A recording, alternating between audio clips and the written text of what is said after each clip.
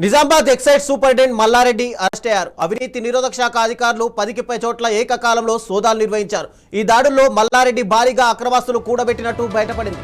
ACB అధికారులు నగదు, స్థిరాస్తులతో పాటు కొన్ని కీలక డాక్యుమెంట్లను స్వాధీనం చేసుకున్నారు.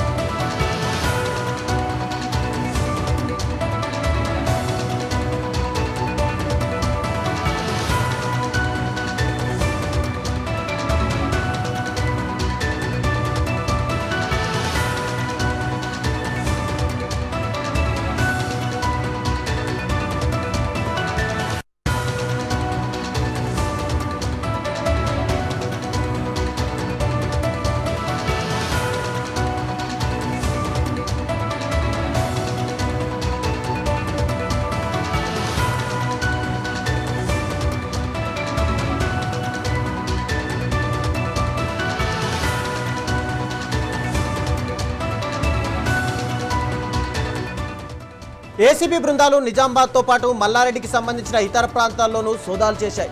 ఈ సోదాల్లో 5 బిల్డింగ్లు, 8 ప్లాట్లు, అలాగే 10 ఎకరాలకు పైగా వ్యవసాయ భూమిని అధికారులు గుర్తించారు. వీటితో పాటు దాదాపు 3 లక్షల రూపాయల క్యాష్, బ్యాంకులో 50 లక్షల బ్యాలెన్స్ కూడా లభ్యమైంది. ఏసీబీ అధికారులు 3 బ్యాంక్ లాకర్లను కూడా గుర్తించారు. అయితే వాటిని ఇంకా తెరవాల్సి ఉంది. ఈ లాకర్లు మల్లారెడ్డి భార్య, ఇతర కుటుంబ సభ్యుల పేరుపై ఉన్నట్లు ఏసీబీ అధికారులు తెలిపారు. ఒక గ్రాండ్ విటారా కారు, ఒక టీవీఎస్ స్కూటీ కూడా లభించాయి. ఏసీబీ అంచనా ప్రకారం ఈ అక్రమాస్తుల విలువ 3 కోట్ల రూపాయలకు పైగానే ఉంటుందని తెలుస్తోంది. నిజామాబాద్ జిల్లా ప్రొహిబిషన్ అండ్ ఎక్సైజ్ అధికారిగా మల్లారెడ్డి పనిచేశారు.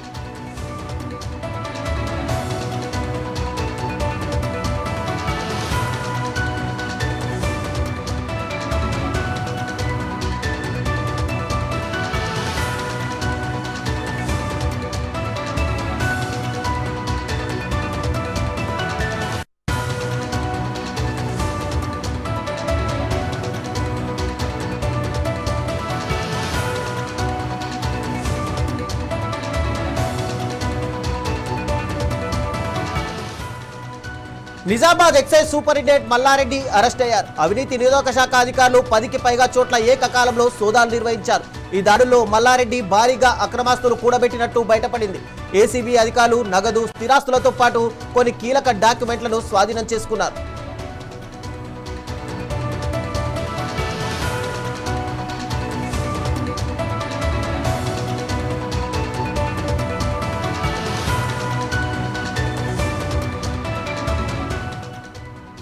ఏసీబీ బృందాలు నిజామాబాద్ తో పాటు మల్లారెడ్డికి సంబంధించిన ఇతర ప్రాంతాల్లోనూ సోదాలు చేశారు. ఈ సోదాల్లో 5 బిల్డింగ్స్, 8 ప్లాట్లు, అలాగే 10 ఎకరాలకు పైగా వ్యవసాయ భూమిని అధికారులు గుర్తించారు. వీటితో పాటు దాదాపు 3 లక్షల రూపాయల క్యాష్, బ్యాంకులో 50 లక్షల బ్యాలెన్స్ కూడా లభ్యమైంది. ఏసీబీ అధికారులు 3 బ్యాంకు లాకర్లను కూడా గుర్తించారు. అయితే వాటిని ఇంకా తెరవాల్సి ఉంది. ఈ లాకర్లు మల్లారెడ్డి భార్య, ఇతర కుటుంబ సభ్యుల పేరుపై ఉన్నట్టు ఏసీబీ అధికారులు తెలిపారు. ఒక గ్రాండ్ విటారా కారు, ఒక టీవీఎస్ స్కూటీ కూడా లభించాయి. ఏసీబీ అంచనా ప్రకారం ఈ అక్రమాస్తుల విలువ మొత్తం 3 కోట్ల రూపాయలకు పైగానే ఉంటుందని తెలుస్తోంది. నిజామాబాద్ జిల్లా ప్రొహిబిషన్ అండ్ ఎక్సైజ్ అధికారిగా మల్లారెడ్డి పనిచేశారు.